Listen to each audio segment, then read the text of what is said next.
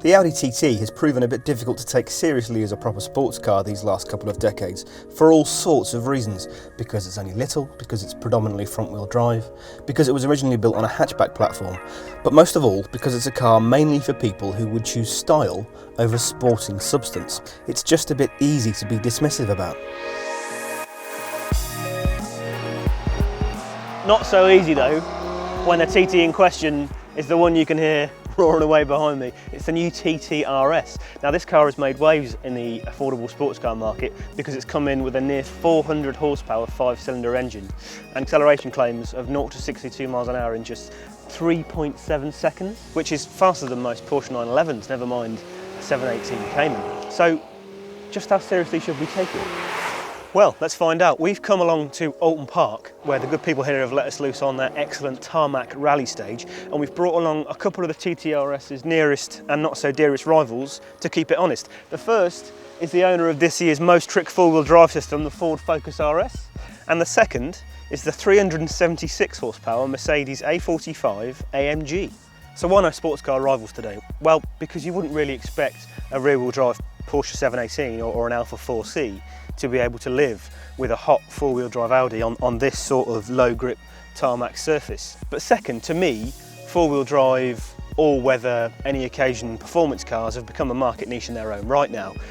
It's the market niche of the Ford Focus RS and the Mercedes A45, and to me that's the niche that Audi is really trying to dominate with the TT RS. I mean, it's a car with Quattro written large on the front bumper. What more do you need to know?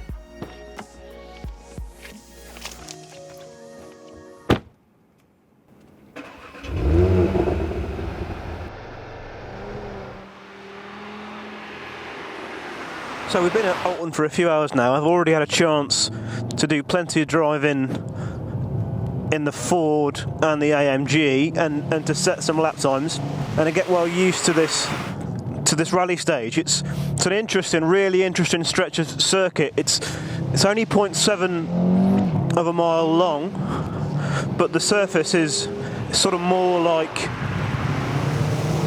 compacted snow than tarmac. You really have to pick your way around at times, and really in these cars you just very seldom get out of third gear anywhere around here. You really have to keep the speed down. So what have they done? Well, the Ford set a lap time of 46.7 seconds, and the AMG, surprise surprise, went a bit quicker. It did a 45.3, so there's just over a second between them, and that's more or less what you would expect really. The Ford was good fun. It was a little bit lacking for grip at the front end. I was surprised at that, but it really wants to get an understeer on more than the AMG, the Focus. You have to be patient with the Focus and make sure that the front end is settled. And then, because of that drivetrain, you can just drive the car into neutrality or into oversteer if you want to. And obviously, it's got a manual handbrake, so that brings its advantages on a track like this too.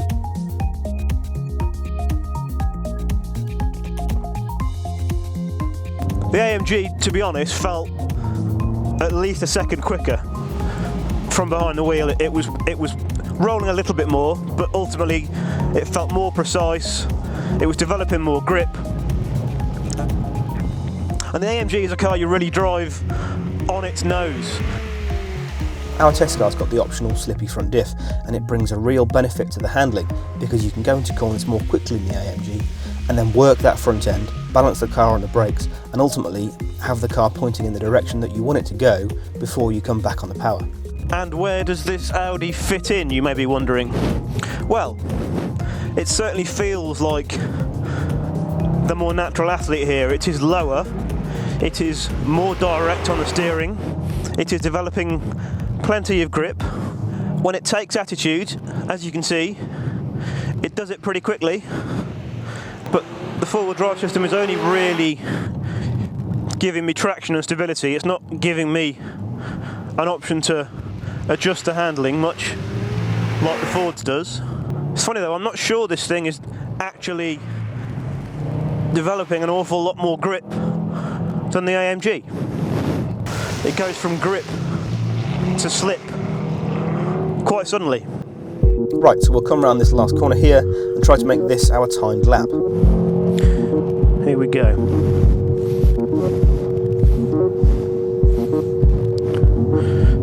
Nice and neat and tidy through there.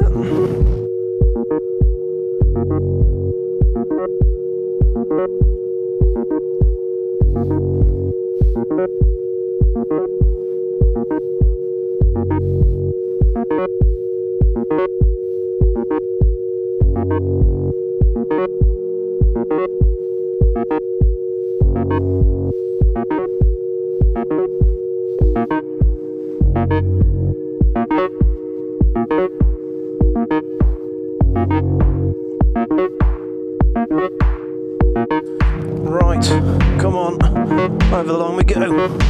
Right, what have we done?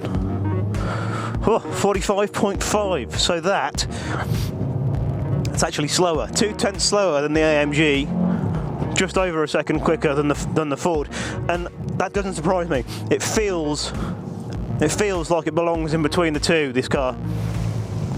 Cracking powertrain.